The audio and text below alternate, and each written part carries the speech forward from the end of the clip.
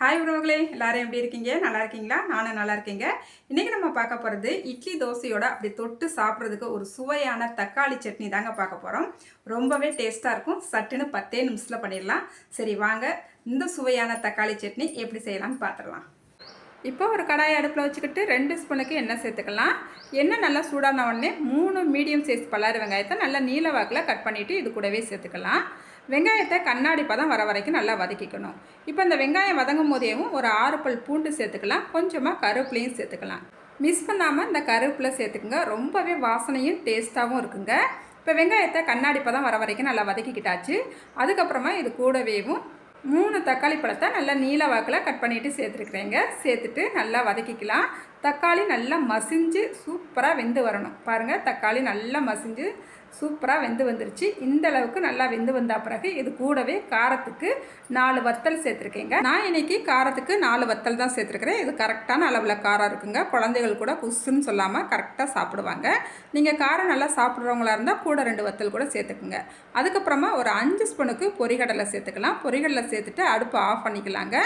இதை நல்லா ஆற விட்டுட்டு மிக்சி ஜாருக்கு மாற்றிக்கலாம். இப்போ மிக்சி ஜாருக்கு மாற்றிக்கிட்டாச்சு. இதுக்கு தேவையான அளவு உப்பும் சேர்த்துக்கலாம். கொஞ்சமாக தண்ணி ஊற்றிட்டு இந்த சட்னியை பாருங்கள் இந்த அளவுக்கு நல்லா அடித்து எடுத்துகிட்டு வந்துட்டேன். இப்போ இதை ஒரு பவுலுக்கு மாற்றிட்டு இந்த சட்னியோட ஜாரை அலசிட்டு கொஞ்சமாக தண்ணி சேர்த்துக்கலாம். இந்த நேரத்தில் உப்பு காரம்லாம் கரெக்டாக இருக்கான்னு செக் பண்ணிக்கோங்க.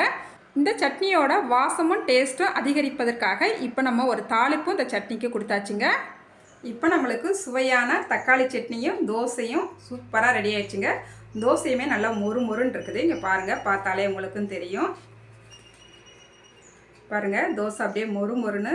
குழந்தைகளுக்கெல்லாம் இந்த மாதிரி ஹெல்த்தியான தோசை செஞ்சு கொடுங்க. அப்படி என்ன இந்த தோசையில் ஹெல்த்தி இருக்குன்னு கேட்குறீங்களா? நீங்கள் கேட்குறது எனக்கு புரியுதுங்க. இந்த தோசையில் கம்பு, கேழ்வரகு, உளுந்து, கொஞ்சமாக அரிசி சேர்த்து நம்ம இந்த தோசை பண்ணியிருக்கிறோம்.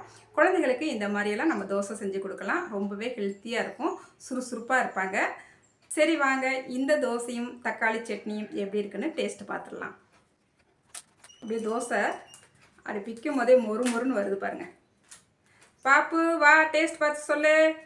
தக்காளி சட்னியில் அப்படி ஒரு முக்கு முக்கி பாருங்க. இந்த டேஸ்ட் பாருங்க எப்படி இருக்குங்க. தோசை மொறு மொறுன்னு அவன் மெல்லும் போதே சவுண்டு அவ்வளோ கேட்குது. எப்படி இருக்குது? சூப்பராக இருக்குமா? தோசை நல்லா மொறு மொறுன்னு சட்னியோட சாப்பிடும்போது சூப்பராக இருக்குது. தக்காளி சட்னியோட டேஸ்ட்டு எப்படி இருக்குது? சூப்பராக இருக்குது. இன்னொரு தாங்க.